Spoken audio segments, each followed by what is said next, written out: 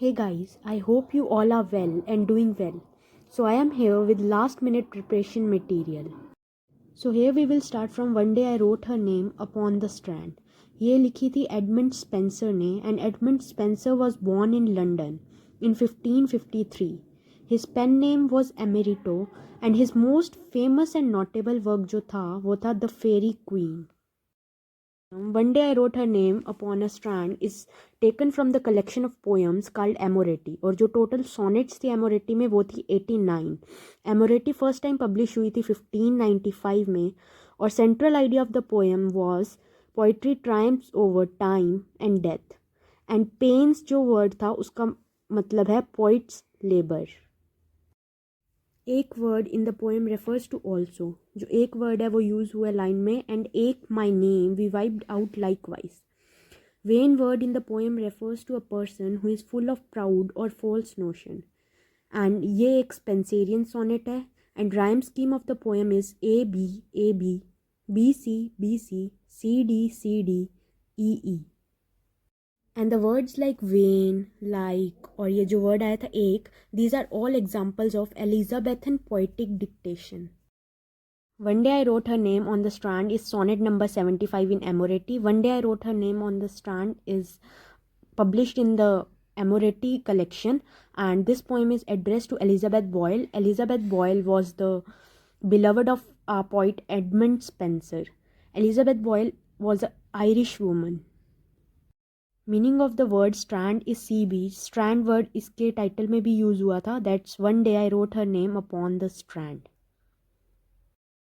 Other lessons taught in the poem was that no mortal creature can ever immortalize another mortal creature and death is a part of life. The next one is that everything in the world would even actually decay one day. This means that nothing is permanent. Number 19 is poetic devices used in the poem. First one is, but came the waves and washed it away. So here personification is used as waves are personified. Second one is, vain man, said she that dosed in vain essay. Essay means attempt. Here pun is used. The next one is, our love shall live. So alliteration is used as L word is repeated. Then last one is, later life renew. Here also alliteration is used. In this poem, we saw the interaction between the lover and his beloved. So, objective of the lover poet was to eternalize his love for his beloved. And Spencer was born in 1553 and he died in 1599. This poem, One Day I Wrote Her Name Upon the Strand, was all about love, ocean, and immortality. So next poem is My Lute Awake. This poem is written by Thomas Wyatt and tone of the poem is desperate one. Sir Thomas was born in around 1503 in England. Thomas Wyatt was known for introducing the Italian sonnet, that's also called classical sonnet and Petrarchan sonnet form, to the English literature. He died in 1542 at the age of about 39. And lute is a musical instrument, as the very title suggests, My Lute Awake. So lute here is a musical instrument. And type of sentences which are in poem is quintain, that's 5-line verse. Tone of the poem My Lute Awake is pessimistic, यानी कि hopeful नहीं थी उसकी tone. The poem is all about a lover's complaint to his unkind lady. And the personification is a poetic device which is used in whole poem prominently. As lute is personified as a person. The lute is both vessel for expressing his feelings and a symbol of the changes and challenges his emotions have gone through over time. And Sir Thomas Wyatt belonged to Renaissance era. Iambic pentameter has been used in the poem My Lute Awake. The very next poem is The Means to Attain a Happy Life. This poem is written by Henry Howard, and Henry Howard is also known as Earl of Surrey. His name is often associated with that of poet Sir Thomas Wyatt. Sir Henry Howard was born in 1517 and he died in 1547. This poem, The Means to Attain a Happy Life, is a very simple poem. In this, poet talked about all the things that are necessary for being happy, and these things are in next slide. So these are the things which are needed to remain happy. Good health, riches earned without pain, good friend without grudge and strife, simpleness, faithful wife, good sleep, untroubled mind, a calm political situation, a well-established family, lack of drunkenness, neither a wish for nor a fear of death. This poem contains 4 quatrains. Rhyme scheme of the poem is A B A B C D C D E F E F G H G H. Balance and self-control is key to a good life.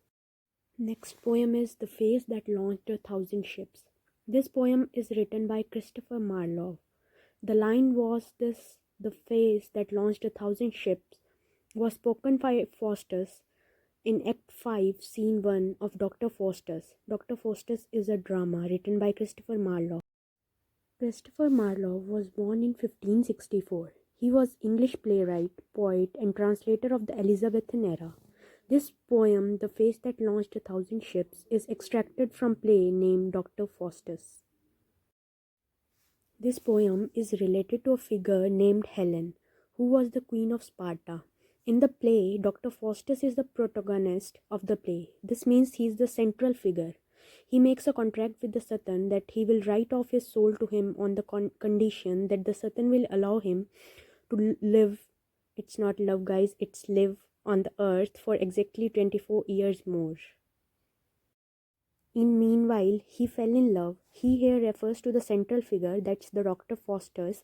He fell in love with the spirit of Helen, the peerless dame of Greece. A left out story is all about how she was freed from Dr. Faustus and all the destruction that take place in. Here are all the poetic devices used in the poem.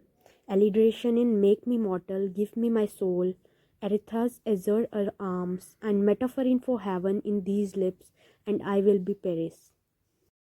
Next poem is Better My Heart. This poem is written by John Donne. He is a famous metaphysical poet. It's not poem, it's poet. He is a famous metaphysical poet. Better My Heart was first published in 1633. This poem, Better My Heart, was published in Holy Sonnet 14. It talked about three-person God, Trinity, the Father, the Son, and the Holy Spirit.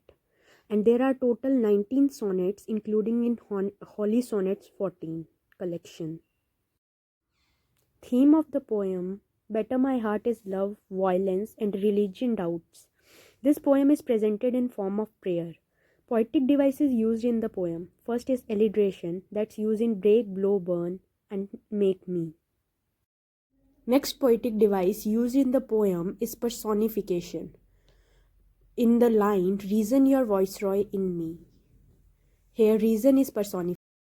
So next poem is Go and Catch a Falling Star. This poem is written by John Donne. John Donne is a famous metaphysical poet, and this poem is published in 1633. This poem is all about inconstancy of the woman. Go and Catch a Falling Star is noted for its far-fetched conceits. Conceit एक ऐसी figurative language होती है जिसमें writer comparison करता है दो different concepts में जो कि totally different होते हैं. And next is that literary terms used in the poem. First is hyperbole, ride 10,000 days and nights. Next poetic device used is alliteration. In lines what went and best born. Rhyme scheme of each stanza is A B C C D D. Next poem is The Garden. This poem is written by Andrew Marvell. Andrew Marvell was born in 1621 and died in 1678. This poem is first published in collection of miscellaneous poems. The Garden poem was first published in 1681. Next poem is The Pulley. It was written by George Herbert. George Herbert was born in 1593 and died in 1633. George Herbert was a priest by profession. He was also a poet and good speaker. Poem The Pulley appeared in the collection named The Temple. Here pulley is used as a metaphor for the relationship between God and men. This poem provides the reader with an image and idea of how God bestowed various traits on humanity, how God blessed people with different blessings. Next poem is Virtue. This is also written by George Herbert, and as told earlier, he was born in 1593 and died in 1633. He was a priest by profession. Poem Virtue appeared in the collection named The Temple. This poem contains 16 lines that are divided into 4 quatrains. Rhyme scheme for each quatrain is A, B, A, B. Thank you for watching.